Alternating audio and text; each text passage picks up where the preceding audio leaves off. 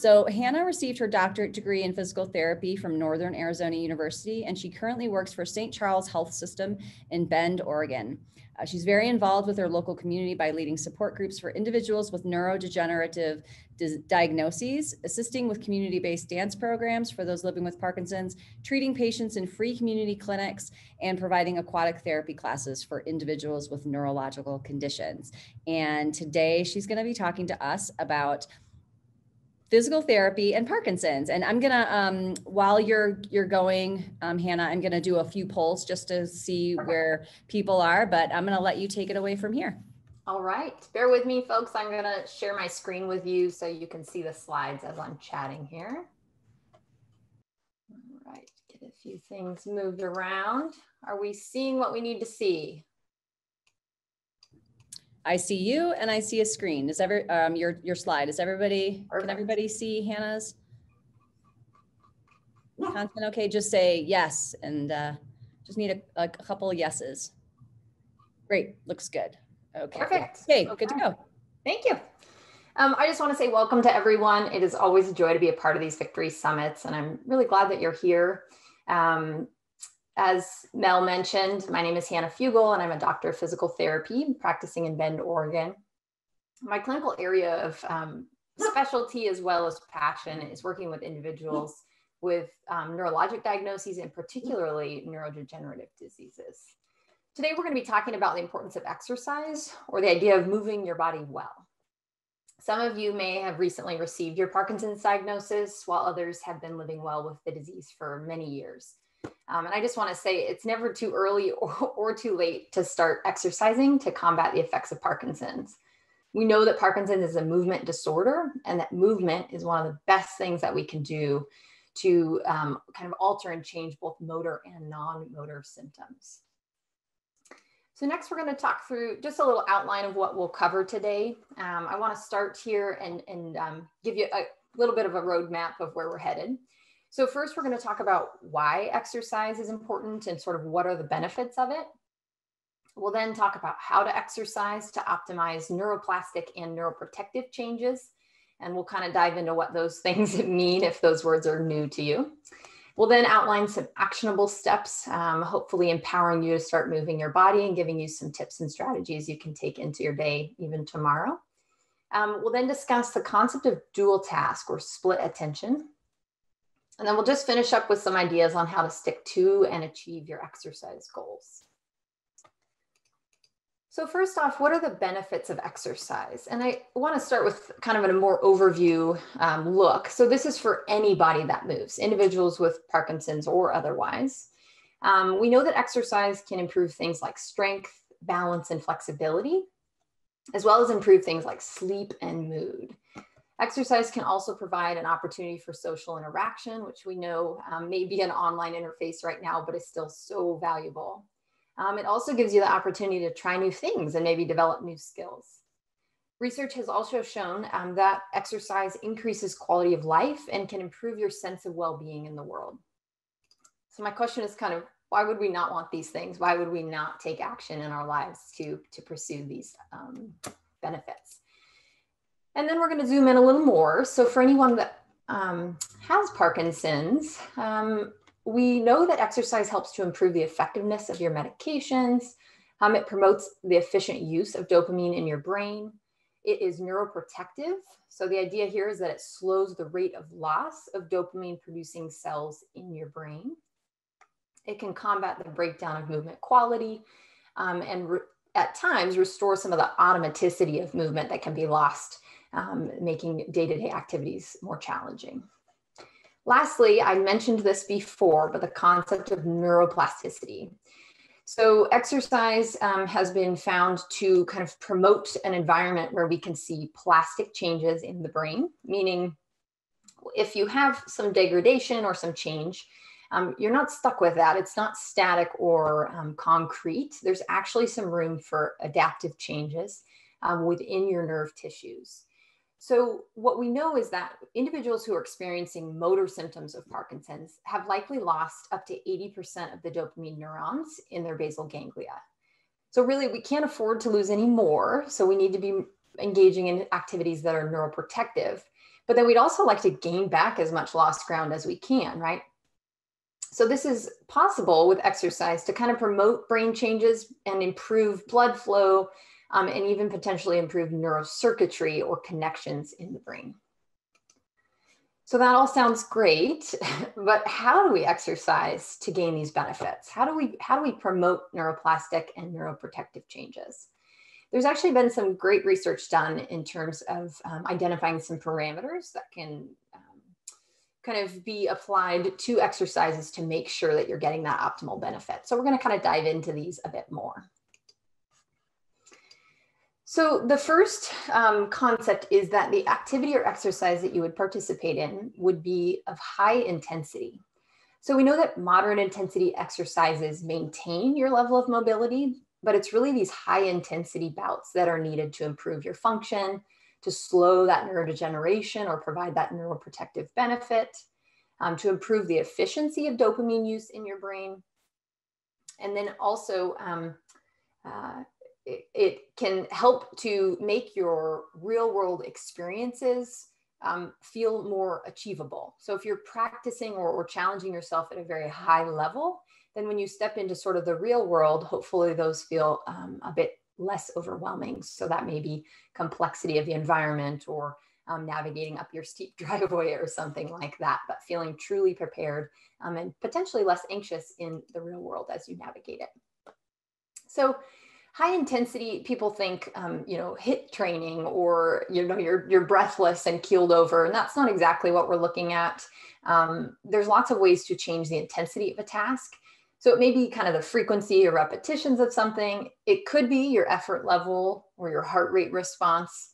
It could be maybe the force or resistance of an exercise if you're using weights or bands. But we can also increase the intensity of an activity if we're asking you to improve the accuracy or kind of the movement quality when you perform that task. So we'll continue to discuss that a bit more in future slides. Next, we want it to be challenging and cognitively engaging. The idea here is that we want the brain to be attending to your body's movement. So it should require your kind of sustained attention in order to perform that task or to perform it well. Next, repetitious. So unfortunately, once a week movement or, practicing playing the violin one time isn't going to make you proficient or improve your abilities. So we need volume of exercise to see change. Next, progressive. So we want the task to remain engaged for you. As you improve, as you progress, we also need to increase the demands of the exercise to improve. So as I mentioned before, that can be, weights, repetitions, speed or duration of performance. There's lots of ways to kind of ramp things up. And again, we'll talk about it in future slides. And then lastly, specific or meaningful. So we really want to choose activities that are meaningful and specific for you, for your body and for your environment. This means they need to matter or they need to consist of movements and realistic environmental settings that you encounter. For some people, it may be that they find meaning or purpose in riding bikes with their family. Others, it may be really meaningful to work on specific training to how to get out of bed on your own and to stay independent with that task. All of these things matter and all of these are great goals. So the last component is that we want to find something that we enjoy. So we found that if we can engage in something that's fun, that is rewarding, that you're successful at, we can promote dopamine release in the brain through a reward-based network. So finding activities you like is great from a physiologic level. And then you'll also hear me say several times through this talk that with a new diagnosis, or if you've been living with Parkinson's for a long time, this is really a marathon. It's not a sprint. Getting exercise kind of figured out and dialed in for a month is not really the goal. What we're looking for is kind of sustained and long-term participation. So finding ways that you enjoy moving your body will make it so much easier to stay with it.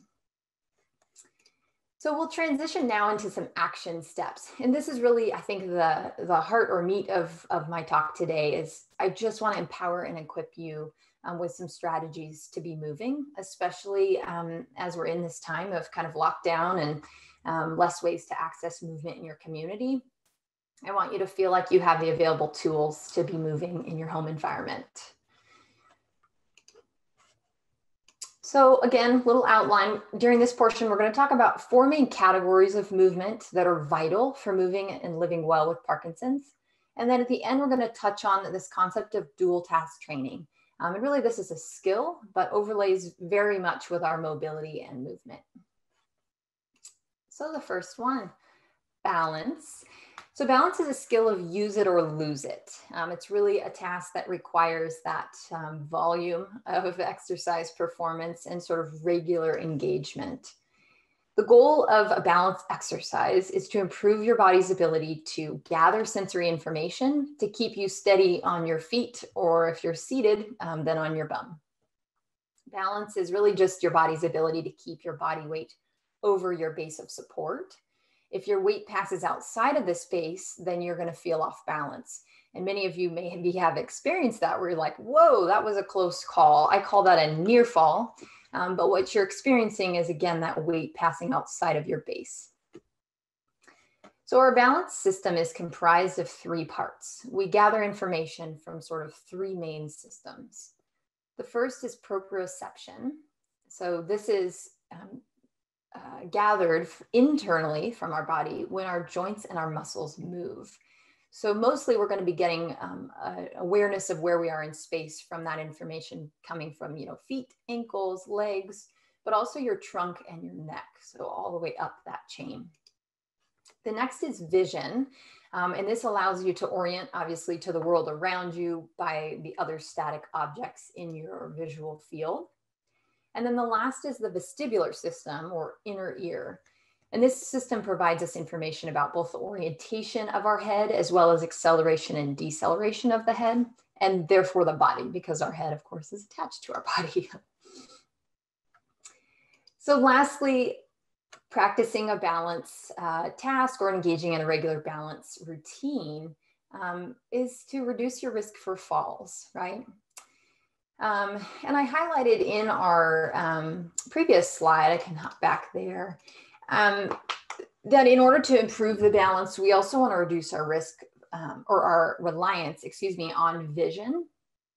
So as we age, as well as, as we see changes maybe in your body from Parkinson's, we find that vision becomes more and more sort of our main source of information. But we want to combat that with balanced tasks. We want to make sure that we're keeping, all 3 information systems providing you adequate feedback. Otherwise, you're going to just be using 1/3 of that resource. And although you may do great on a well-lit kind of flat surface, when you get into maybe a dark environment where your vision is compromised or walking across an uneven surface, you might feel inadequately prepared. So we're going to jump into an actionable step here. What we'll do in this portion is I'm going to highlight an activity that hopefully you can practice in your own home, and then I'll give you some strategies on how to adapt to that specific exercise to sort of meet your needs or your skill level. So what you see here is called the 4-stage balance test. The diagram shows a stage or a progression of stages that increase in difficulty from left to right. Research has shown that in older adults, someone's ability to maintain position number 3, or that's what I call that full tandem position, for 10 seconds can predict your risk for falls. So it's a great way to sort of self-assess, but also a great framework for starting a balance practice and progressing it on your own independently. So what I'd say is start with stage number 1 tomorrow, which would be standing with your feet together. Are you able to do that? The progression would then be feet together, but staggered just slightly. So still touching at the instep. And then that's that full tandem position, trying to get heel to toe touching.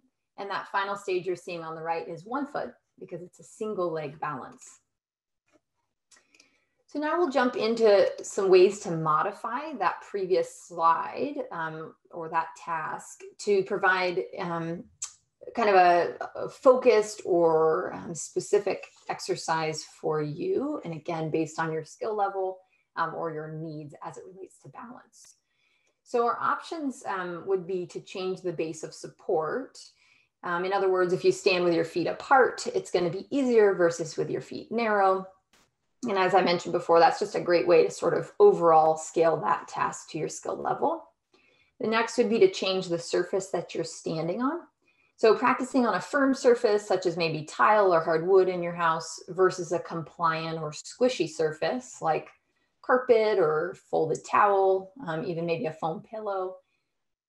This one would reduce your reliance or the information that you're getting proprioceptively. So that's from the feet, ankles, and legs. And then lastly, we can practice with eyes open versus eyes closed to reduce that visual reliance. If you combine eyes closed with compliant surface, then you're really going to call upon that vestibular or inner ear structure. As you make these changes, I just want to encourage you, just change one thing at a time. And you might have someone just guard you or sort of be there to provide assistance if you need them, as you sort of explore these options. I want to make sure that you're challenging yourself adequately, but I don't want you kind of falling all over the place either. So we talked about kind of parameters to optimize neuroplasticity, and I'd like to discuss that in the context of this exercise we just talked about. So first we mentioned high intensity. And as I just said, I want that balance task to be effortful. I do want you to feel like you're swaying and wobbling a little bit. If you're steady and firm as a tree, totally solid and concrete on your feet, there's really no demand for your body to adapt. We do want your body to recognize, I'm not doing this task optimally. Sort of, how do I change? What needs to happen internally for me to improve my performance? Next is that it would be cognitively engaging. So we want it to require your attention or your focus. So, balance is a great scenario where your brain has to be engaged, right? If you get a little bit distracted, you might lose your stability. Next, repetitious. So again, daily performance would be best with a use it or lose it type skill. But maybe setting aside just a little bit of time each day or, 5 to 6 times a week.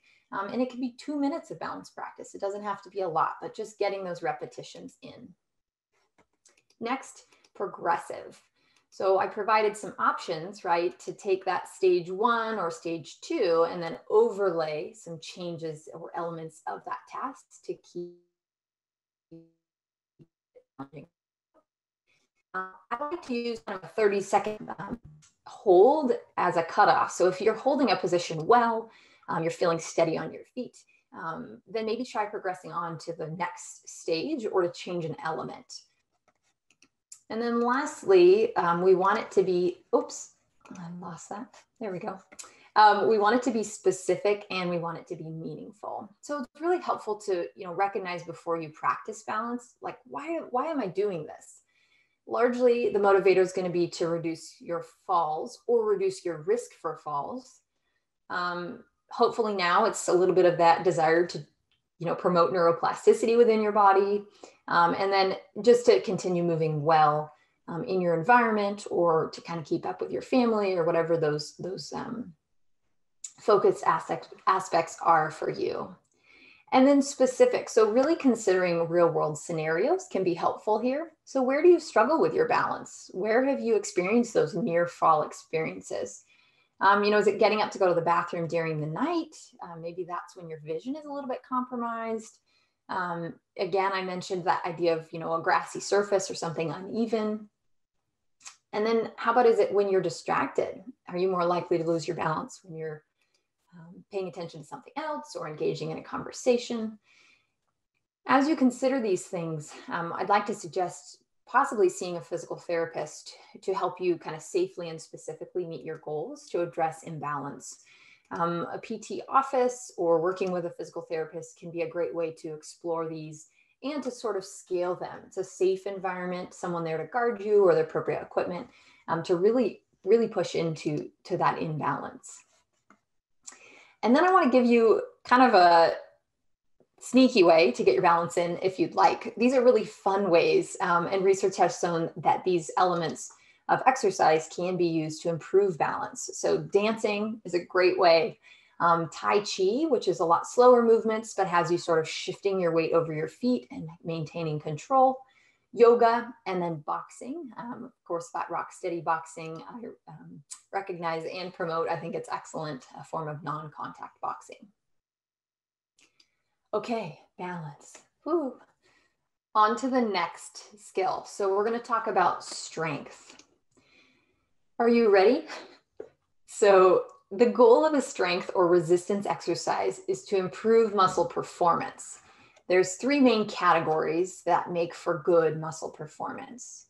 The first is power. So think about kind of the speed at which you can turn your muscles on. This may be a quick spurt you need to stand from a chair, or a quick step you need to recover your balance if you were to start to sort of tip or lose that stability.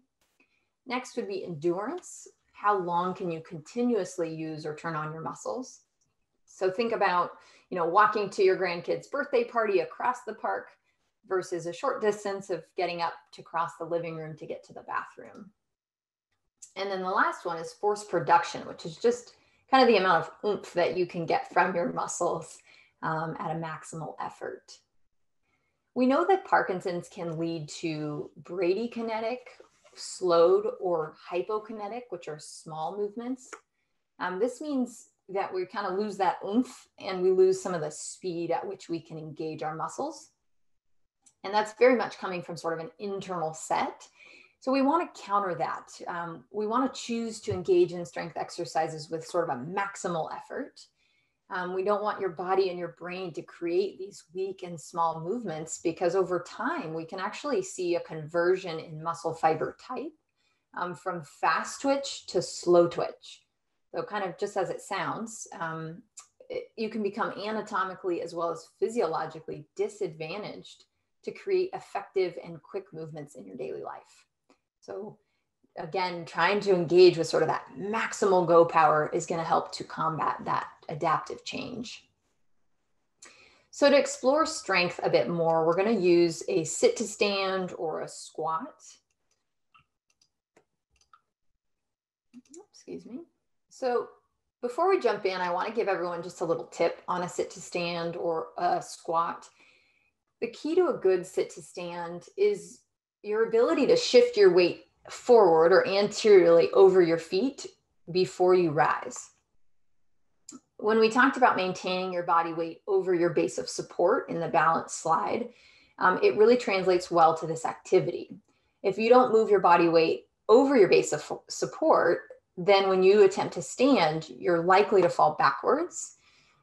Or maybe you don't even get the stand. You just feel like gravity is simply gluing you to your chair.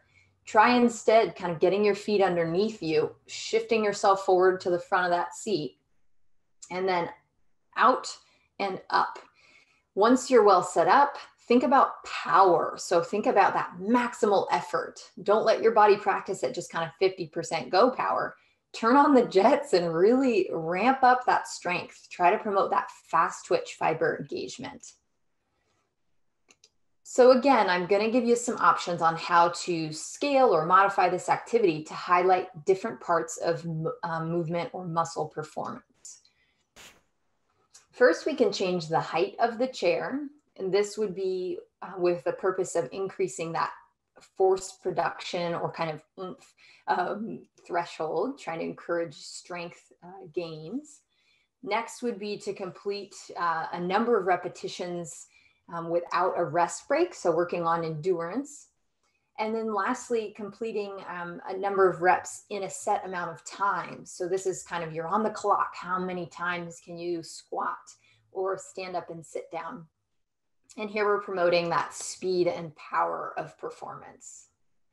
Remember that we want progressive loading. So play with these elements to continue to challenge yourself and your body. What's great is that we know studies have shown progressive resistance training can lead to a reduction in motor signs in Parkinson's at a 2-year follow-up. So really engaging regularly here and keeping it progressive is a great way to gain those benefits. We're going to transition to the third action step. or third category of movement that's vital for Parkinson's or living well with Parkinson's, we're going to talk about stretching and posture. So the goal of exercises in this category is to promote flexibility, to reduce rigidity, and to optimize strength to maintain a functional and a strong posture. We want to promote flexibility of muscles to reduce a typical kind of forward head or flexed posture that can develop over time. We want to utilize rotation as a strategy to reduce rigidity that's sort of axial in nature, meaning along your spine. This can commonly lead to pain and stiff trunk movements, reduced arm swing, and feeling like it's difficult to do activities that require some rotation through your spine. So maybe that's rolling, maybe that's a more high speed walking or something like that. And then we want to be intentional about strengthening extensor muscles or muscles sort of on the backside of our body in order to keep us in an upright and strong posture. So the first step in this action step is really a kind of a look at where are you sitting at rest and what do you have available to you in terms of posture. So what I love to have people do is just observe their posture. Remember that Parkinson's can lead to a reduction in sort of internal cues within your body or your system about where you are or about how you are performing an activity. So external cues are a great way for you to gain some feedback for your brain.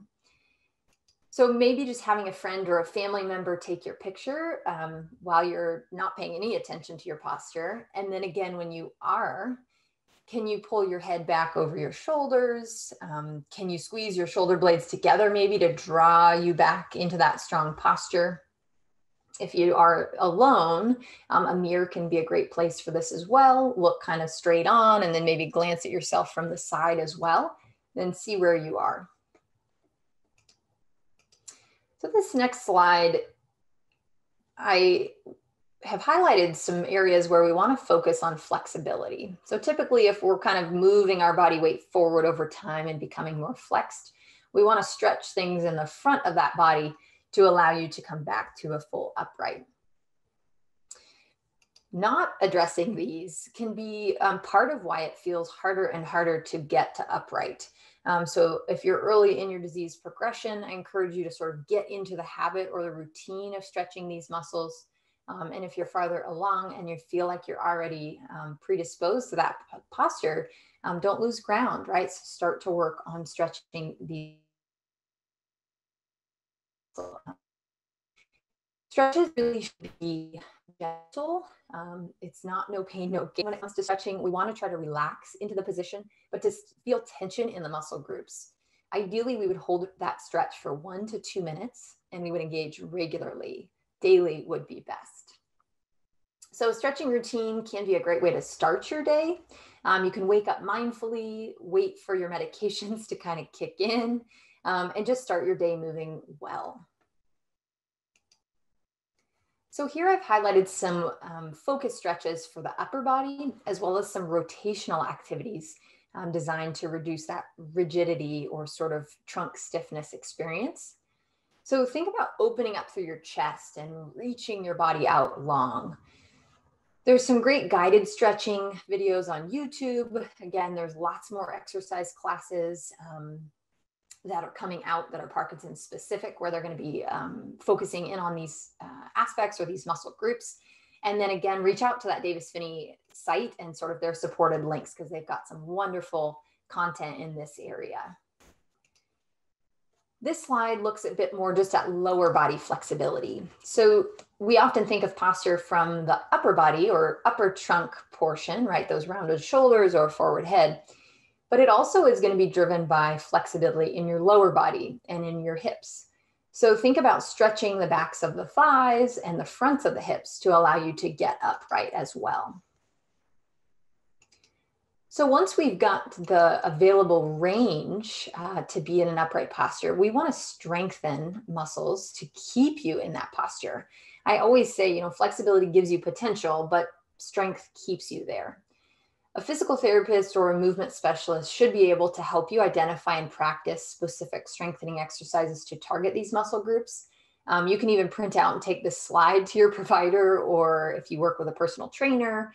And then again, engaging in Parkinson's specific exercise class is a great idea as well, because these muscle groups are very commonly targeted. So our fourth aspect of exercise or approach to exercise that's vital for living well with Parkinson's is aerobic exercise. This is kind of fancy lingo for getting your heart rate up. The goal is to improve cardio or heart and respiratory, which is your lung health, and to gain that neuroprotective benefit that we talked about earlier. Aerobic exercise is one of the keys to slowing down the disease and slowing that rate of degradation of dopamine producing cells in the brain. The parameters have been highlighted here. We want to engage in moderate to high intensity exercise for a total of 150 minutes per week. So you don't have to worry about being exact down to that exact minute, but do the best you can to reach that 150-minute cutoff. Aerobic exercise increases blood flow, it changes the brain environment, it may promote neuroplasticity, motor learning, and brain synapse health, and that synapse is where that dopamine is being utilized. It's a neurotransmitter between synapse connections. So let's talk a little more about how to achieve this goal.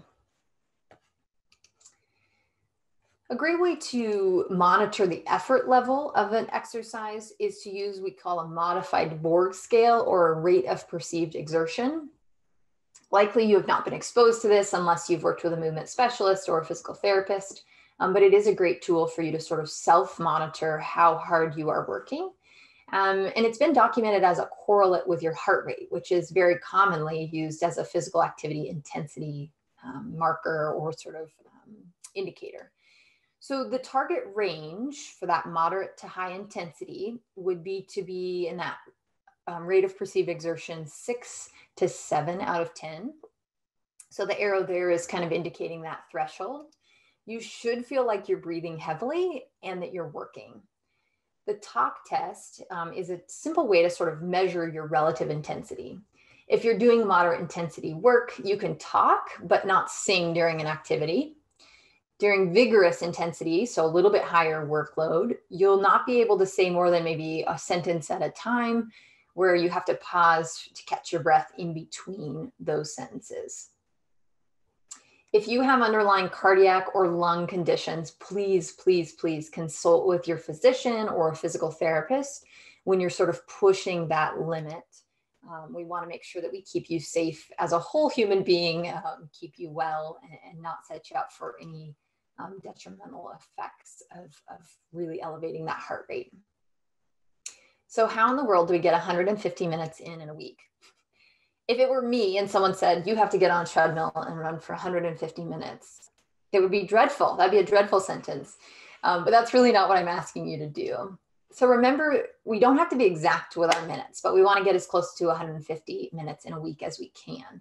So this can be split up in a lot of ways. It could be 10 minutes of exercise per day for 7 days of the week. And maybe you do a morning session and an afternoon session. It could be 30 minutes per day for 5 days of the week. Or maybe for you, it's an hour-long group exercise class 3 to 4 times out of the week. And then I've also listed some really fun ways to engage in exercise on this slide. So walking is a great one. You can try using hiking poles or trekking poles. You can consider walking, outside if the weather is like it is in Bend, Oregon right now. It's quite snowy and icy. So you may opt for continuous laps in your house. Doesn't really matter, just trying to get that heart rate up. Cycling is a great way. Remember, it can be outdoors. There's also options for recumbent bikes, or if you have a bike, putting it on a trainer. Aquatic exercise is wonderful, especially low impact if you find that you are kind of slowed down by arthritis or joint pain. This low impact option can be a wonderful way to kind of push yourself without dealing then with more and more joint pain following. So swimming, or there's lots of water aerobics classes that are available typically at senior centers or aquatic centers as well. Other things I've mentioned, dancing, again, boxing. If you do like the treadmill, it's a wonderful place to kind of progressively challenge yourself to those sustained efforts. Maybe it's cross-country skiing, maybe it's an exercise class online that's being offered. Get creative here. There's anything works as long as you're getting your heart rate up. In fact, that sit to stand exercise that we did earlier might be a nice way for you to be working on this at home right now. One useful tool too that I mentioned previously is this idea of engaging in activities that we enjoy or that we can gain skill at and become successful at. So it taps into this positive reward or success loop in your brain, which helps to increase dopamine release. So that means if it's fun, you get more bang for buck. So find a way to enjoy yourself. Maybe it's trying something new. Maybe it's doing it with friends or loved ones. Maybe putting on some motivating music. All of these are great ways to sort of inch your way towards that 150 minutes. So we're really going to change gears here a bit. We're going to start talking about a concept called dual task. And this is really a skill, but it interlays very closely with movement. So we engage in dual task scenarios every day. Some real world examples would be maybe keeping your grocery list in your working memory while you walk down the aisle at the store, talking to a friend or a spouse while you're walking, or carrying a cup of coffee from the kitchen over to the living room. All of these are requiring you to simultaneously engage in tasks. And many people think that we multitask, meaning that we simultaneously perform or attend to two things at once. What we're learning though is at a brain level, we're actually quickly switching our attention between the performances. And one of the things that we can see happen in people with Parkinson's is a slowing down of that switching ability. So what was previously seamless has now become more difficult. And this may show up as maybe a loss of balance when you're distracted, or a tendency to sort of lose your train of thought or have difficulty with word finding if you're walking at the same time. And then it might be an episode of freezing or fascination, which is going to be more common for most folks in a busy or distracting environment. The good news is that if we can practice this skill, we can improve dual task ability or dual task tolerance in individuals with Parkinson's. So the goal of a dual task exercise or game, if you will, is to increase your tolerance to complex environments and to promote safe mobility.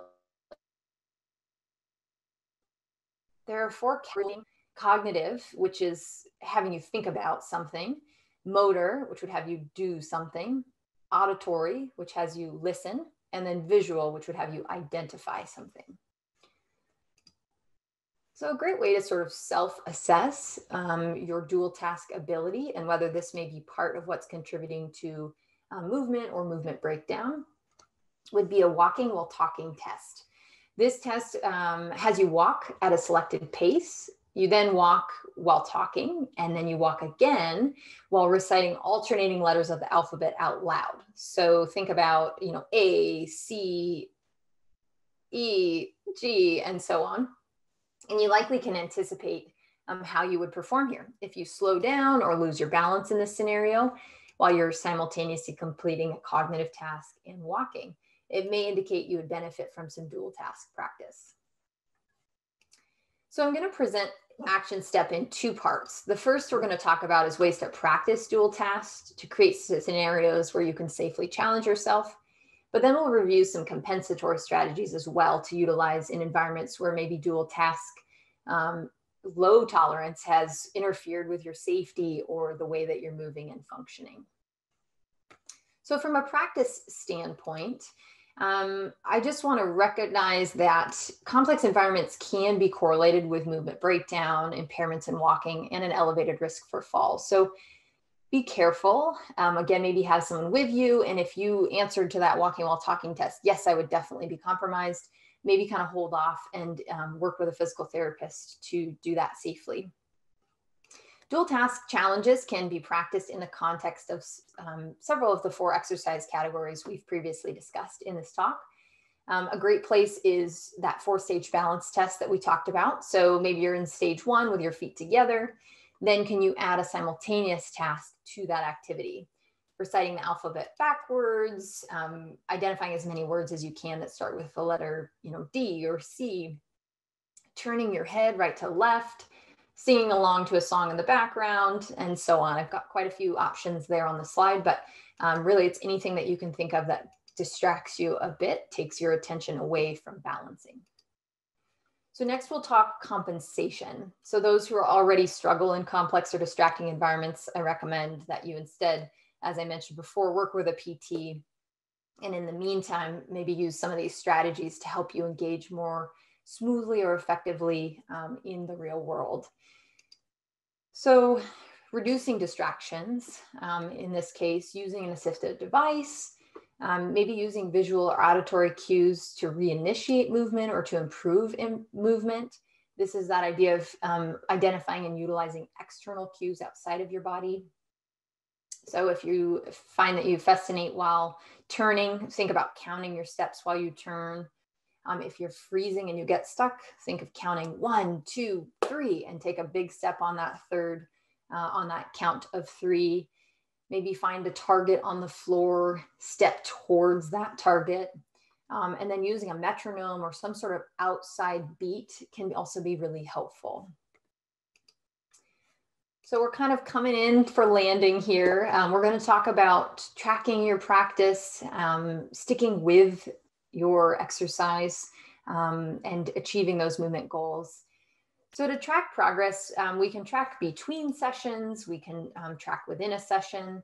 I've listed some ideas here.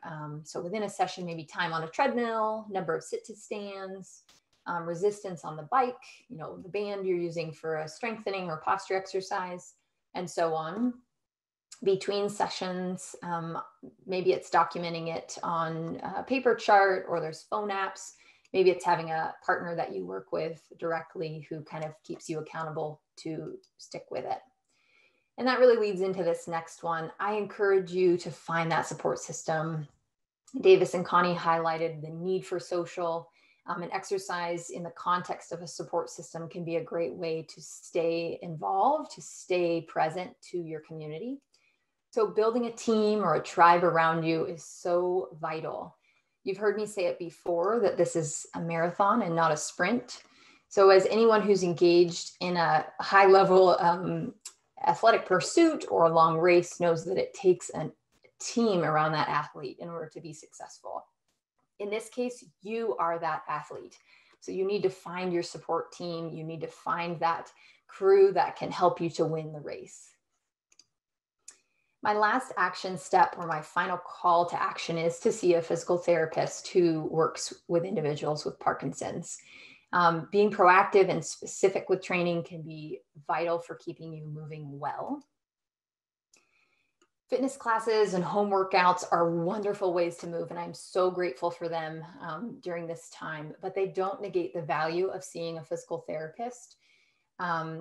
As your disease progresses, it's very common to have challenges and fluctuations, and these can be helped to be navigated by a movement specialist or a physical therapist.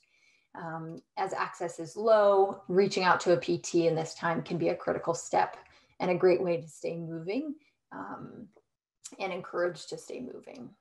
So what specifically can a physical therapist do? We can provide focused, stretching and strengthening programs for your body. We take into consideration things like your Parkinson's subtype, maybe comorbidities or other health conditions you have, orthopedic injuries, aches and pains. We can address pain so that you can get back to living your life and moving. We can identify and create dual task environments, as I mentioned, that are specific for you. We can provide caregiver education or training, help to problem solve your home environment. Maybe it's coming up with compensation strategies. Maybe it's getting the right equipment. We are skilled in timely and appropriate acquisition of assistive devices. If you're in that transition point and you're needing a little bit more help or a little bit more kind of tool, And then we can help set realistic goals and have you achieve them. If that's walking better, great. If that's running a 5K, I'm in. So as with any marathon, a PT member or a PT is a great member of that support staff. Building that relationship early on and having a connection there is really helpful. Then they can assist you sort of throughout your disease progression, and they know you personally. So in review, exercise is beneficial in the management of both motor and non-motor signs symptoms. It improves your medication effectiveness, promotes neuroprotective changes. Exercise should be cognitively engaging, high intensity, repetitious, progressive, meaningful, and specific. Setting measurable goals and tracking your progress is so helpful. Finding that support team, and then most importantly, find a way to enjoy moving your body. I hope this session has encouraged you or empowered you to start moving your body and to keep moving your body through your lifetime. Just a reminder, all the purple slides in this presentation are actionable steps for you to take. Maybe pull those aside or print them off and use them for continued resource. And with that, I will leave you with this slide.